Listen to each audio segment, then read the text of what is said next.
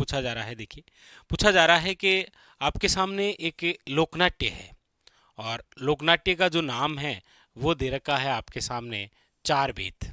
राजस्थान के निम्न में से किस स्थान से संबंधित है ये चार बेत? चार बेत क्या होता है? तो याद रखिएगा, चार बेत से तात्पर्य होता है घुटनों के बल बैठकर कव्वाली करना। घुटनों के बल बैठकर कव्वाली करना निम्न में से किस प्रकार का एक लोकनाट्य है? तो याद रखिएगा चार बेत। चार बेत जो है ये मूल रूप से याद रखिएगा कहाँ का है? तो अफगानिस्तान का है। इसीलिए आपको पूछा भी जाता है कि निम्न में से राजस्थान का वह लोकनाट्य जो पश्तो संस्कृति पर आधारित है, कौन सी संस्कृति? पश्तो संस्कृति पर क्या है? आधारित है, याद रखिएगा। पूछा जा रहा है हमारे राजस्थान में ये लोकनाट्य कहाँ का है? तो आप कहेंगे सर टोंक का, याद रखिएगा। और इसके जो प्रसिद्ध कलाकार हैं उनमें नाम आता है करीम खान निहंग, याद रखिएगा। क्या नाम है? करीम खान निहंग। तो एग्जाम के लिए करीम खान निहंग इंपॉर्टेंट है, घुटनों के बल बैठकर कव्वाली करना इंपॉर्टेंट है, पश्तो संस्कृति निम्न में से किस प्रकार का एक लोकनाट्य है? तो याद रखिएगा चार बेत। मूल रूप से ये कहाँ का है? अफगानिस्तान का। और हमारे राजस्थान की बात है तो ये कहाँ का है? याद रखिएगा टोंक। टोंक जिसे नवाबों का शहर कहते हैं, नवाबों का शहर। इस टोंक से रिलेटेड याद रखिएगा एक इम्पोर्टेंट क्वेश्चन और आता है। अक्सर पूछा जाता है राजस्थान में सुनहरी कोठी निम्न में से कहाँ पर है? याद रखिएगा इसका जो निर्माण है वो मोहम्मद इब्राहिम खान द्वारा, ये भी कई बार पूछा जाता है। और इसी टोंक के अंदर एक महल हुआ करता था, कौन सा? याद रखिएगा मुबारक महल। और ये जो मुबारक महल है ये ऊंट की कुर्बानी हेतु प्रसिद्ध था। किस लिए प्रसिद्ध था? ऊंट की कुर्बानी हेतु। लेकिन प्रसिद्ध जो आज वर्तमान में मुबारक महल है वो है आपके, याद रखिएगा, जयपुर में। ये भी और याद रखें, ठीक है। तो ये क्वेश्चन आ जाते हैं आपके इर्द गिर्द जो टोंक के आसपास में है। अगला क्वेश्चन देखिए यहाँ पर क्या कह रहा है। अगला क्वेश्चन है आपके सामने पूछा जा रहा है कि राजस्थान के निम्नलिखित क्षेत्रों में से किस क्षेत्र में हर्षनाथ मंदिर स्थित है? यानी कि राजस्थान का ऐसा कौन सा एरिया है जहां पर हर्षनाथ जो है वो मंदिर बना हुआ है? सीकर में है, बूंदी में है, बांसवाड़ा के अंदर है, या फिर जैसलमेर में है? आप कहेंगे सर हर्षनाथ जो मंदिर है वो बना हुआ है आपके कहां पर? याद रखिएगा सीकर में। ये जो हर्षनाथ है याद रखिएगा इन्हीं की बहन जिनका नाम है जीण, तो जीण माता का जो मंदिर है वो भी आप याद रखें कहाँ पर है? तो आप कहेंगे सर रेवासा धाम सीकर, रेवासा धाम सीकर। और ये तो अभी वर्तमान के अंदर चर्चा में भी है क्योंकि जीण माता रोपवे जो है वो राज्य का 7वां रोपवे, शेखावटी का पहला और राज्य का, याद रखिएगा, 7वां रोपवे यहीं पर लगा है। कहाँ पर? जीण माता मंदिर। और जीण माता मंदिर आप जानते ही हैं काजल सीकर, सीकर, रेवासा धाम सीकर, याद रखिएगा। तो इस पेपर में ये आया, हो सकता है आपके एग्जाम में ये आ जाए क्योंकि करंट विषय संबंधित भी हो गया। क्योंकि राजस्थान का नवीनतम और 7वां रोपवे कहाँ पर है? याद रखिएगा जीण माता मंदिर। तो यहाँ पर जो पूछा गया ऑप्शन नंबर क्या हो जाएगा? याद रखिएगा ए इज अ करेक्ट आंसर। अच्छा, क्वेश्चन ये भी आ जाता है कि सीकर जो है इस सीकर का प्राचीन नाम क्या है? तो याद रखिएगा सीकर का जो प्राचीन नाम है वह है वीर भान का बास। बहुत अच्छा क्वेश्चन। राजस्थान का कौन सा क्षेत्र वीर भान के बांस के नाम से जाना जाता था? याद रखिएगा सीकर, ठीक है। लीजिए आगे, आगे क्वेश्चनों की चर्चा करते हैं। तो देखिए अगला जो क्वेश्चन है आपके सामने वो आपके ये रहा।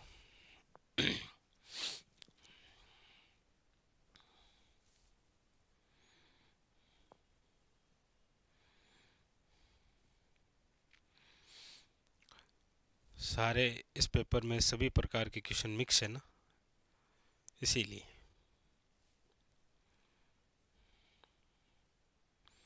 ये लीजिए, ये यहां से शुरुआत वापस लीजिए। पूछा जा रहा है आपसे कि इंदिरा गांधी जो नहर है निम्नलिखित में से किस स्थान से निकलती है। इंदिरा गांधी जो नहर है, आप सब जानते हैं कि राजस्थान की जो पहली नहर है वो तो है आपके कौन सी, गंग नहर। और राजस्थान की सबसे बड़ी जो नहर है वो है IGNP यानी कि इंदिरा गांधी नहर परियोजना। ये जो इंदिरा गांधी नहर परियोजना है इसका प्राचीन नाम राजस्थान नहर हुआ करता था। पूछा जा रहा है इंदिरा गांधी नहर परियोजना जो है ये किस स्थान से निकलती है, तो आप कहेंगे सर ये जहां से उद्गम होती है वो है, याद रखिएगा, हरी के बैराज। कहां से है, याद रखिएगा, option number D is correct answer, हरी के बैराज से। अगला क्वेश्चन है कि राजस्थान में निम्नलिखित में से कौन सी खारे पानी की झील है, यानी कि इनमें से कौन सी ऐसी झील है जो खारे पानी की है। भाई पिछोला झील है, तो आप कहेंगे सर पिछोला झील तो है आपके उदयपुर में, ठीक है। जयसमंद झील है, आप कहेंगे सर वर्तमान 41 जिलों के अकॉर्डिंग सलूम्बर है। बाकी आप जानते हैं कि अभी क्वेश्चन जो है वो 33 के अकॉर्डिंग भी आ रहे हैं, तो उदयपुर भी जरूर याद रखें, सलूम्बर उदयपुर का ही भाग था। और डी में आप देख रहे हैं पंचभद्रा, और पंचभद्रा झील की यदि मैं बात करूं तो वर्तमान के अंदर ये बालोतरा, बालोतरा किस जिले का भाग था, बाड़मेर का।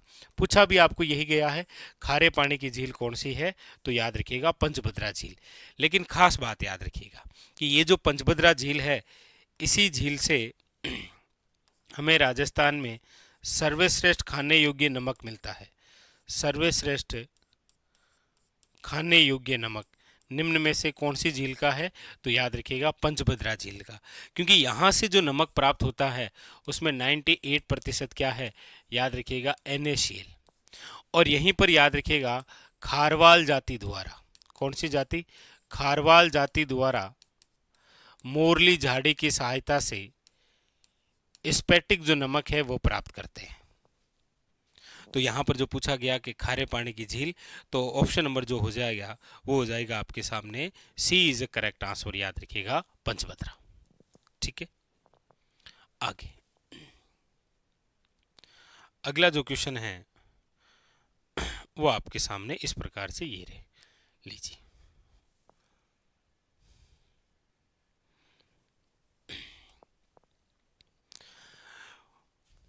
पूछा जा रहा है आपसे कि राजस्थान में बिसलपुर प्रमुख जो सिंचाई परियोजना है निम्नलिखित में से किस नदी पर निर्मित है।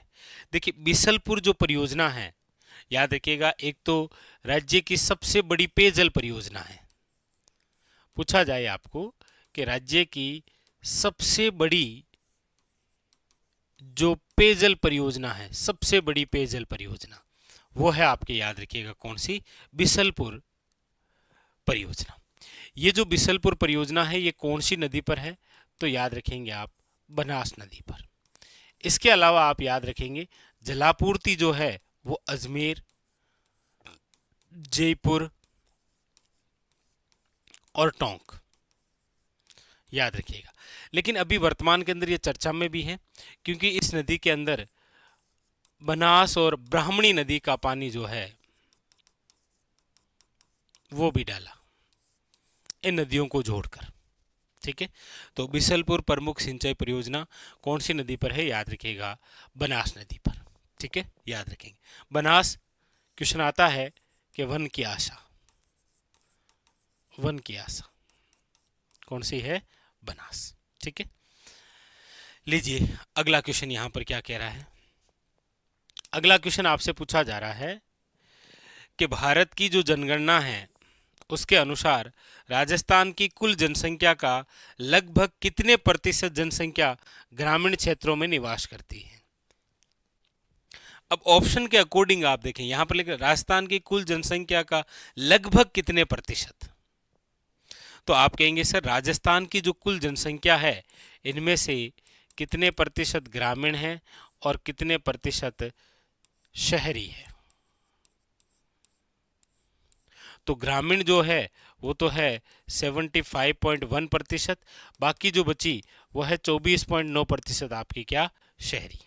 तो लगभग पूछा है तो ऑप्शन नंबर क्या हो जाएगा, B is a correct answer, याद रखिएगा 75%, ठीक है। आगे देखिए आगे जो क्वेश्चन है वो आपके सामने, अच्छा ये लीजिए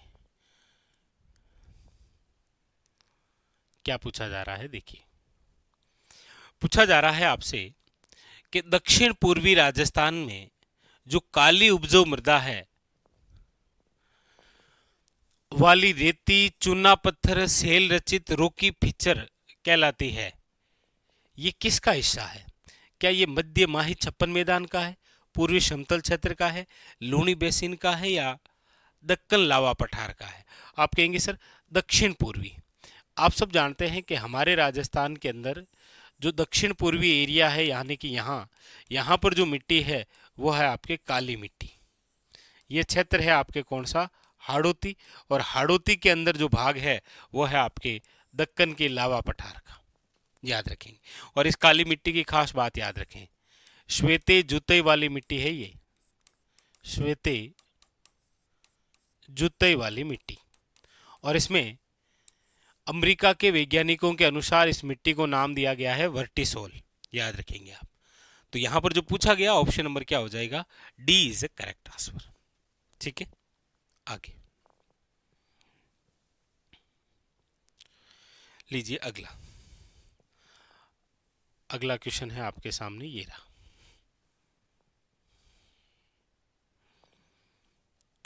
पूछा जा रहा है आपको, निम्नलिखित में से कौन सा एकमात्र शहर जून 2025 तक राजस्थान में मेट्रो सेवा संचालित कर रहा है? आप सब जानते हैं कि हमारे राजस्थान का एकमात्र शहर जहां मेट्रो सेवा है या मेट्रो प्रणाली है वो है आपके, याद रखिएगा, जयपुर। और जयपुर के अंदर ये मेट्रो सेवा कब शुरू हुई है? तो याद रखिएगा 3 जून 2015। राजस्थान का एकमात्र शहर मेट्रो शहर जयपुर है, याद रखिएगा। ठीक है, ऑप्शन नंबर जो है वो क्या हो जाएगा? याद रखिएगा B is a correct answer. अगला क्वेश्चन है आपके सामने, यही क्या पूछा जा रहा है। देखिए पूछा जा रहा है, निम्नलिखित में से कौन राजस्थान राज्य में सबसे बड़ी सरकारी इंटरसिटी बस सेवा प्रदान करता है? तो आप कहेंगे सर नाम अक्सर आप सुनते ही होंगे, RSRTC, राजस्थान राज्य पथ परिवहन निगम, RSRTC याद रखिएगा, जिसकी स्थापना हुई है आपके 1 अक्टूबर 1964, जिसका हेडक्वार्टर है आपके कहां पर? तो याद रखिएगा जयपुर। राजस्थान राज्य पथ परिवहन निगम यानी कि राजस्थान राज्य, याद रखिएगा कई बार क्वेश्चन आता भी है यहां से RSRTC। ऑप्शन नंबर हो जाएगा B is a correct answer. ठीक है, याद रखिएगा।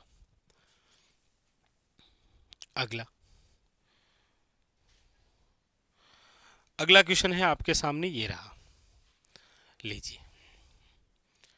पूछा जा रहा है, राजस्थान में चामुंडा देवी मंदिर कहां है जहां 2008 के अंदर भगदड़ मची थी? ये क्वेश्चन आज भी जिंदा है, देखो।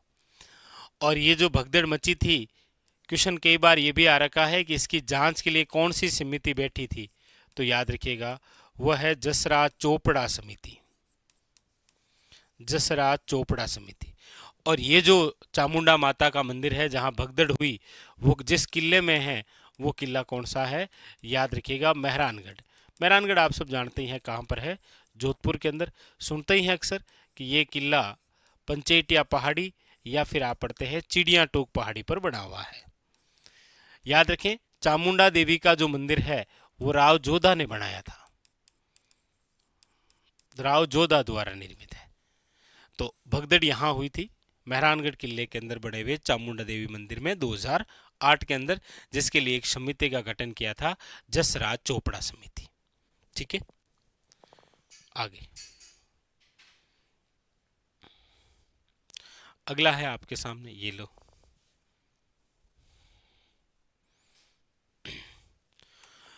पूछा जा रहा है, राजस्थान वन नीति 2023, वन रिपोर्ट 2023 की बात हो रही है। राजस्थान राज्य में दर्ज वन क्षेत्र राज्य के भौगोलिक क्षेत्र का कितने प्रतिशत है? तो आप कहेंगे सर वन नीति 2023 इसके अनुसार राजस्थान के कुल भौगोलिक क्षेत्रफल पर कितने प्रतिशत वन है? तो आप कहेंगे सर 9.60%, याद रखेंगे आप। कितना है? 9.60%। ऑप्शन नंबर है डी। लीजिए अगला क्वेश्चन। अगला है आपके सामने पूछा जा रहा है यहाँ कि राजस्थान और पाकिस्तान को विभाजित करने वाली सीमा रेखा का नाम क्या है? यानी कि राजस्थान और पाकिस्तान के मध्य जो सीमा है उसे आप कहते हैं अंतर्राष्ट्रीय सीमा।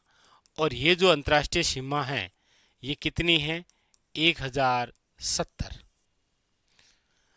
भाई यही तो है, ये राजस्थान, ये उत्तर और ये पश्चिम, इधर ही लगा हुआ है पाकिस्तान। 1070। इस सीमा रेखा का जो नाम है वो है आपके, याद रखिएगा, रेड क्लिप रेखा। पूछा जाए रेड क्लिप रेखा जो है इसका निर्धारण कब किया गया था? तो याद रखिएगा इसका निर्धारण हुआ था, बहुत अच्छा क्वेश्चन है, 17 अगस्त 1947 को। रेड क्लिप रेखा का, सीमा रेखा का जो निर्धारण है वो कब हुआ था? 17 अगस्त, याद रखिएगा, 1947।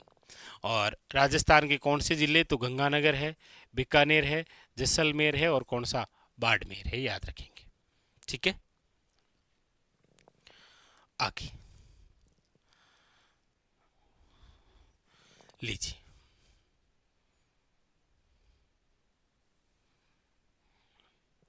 ये आपके सामने अगला क्वेश्चन है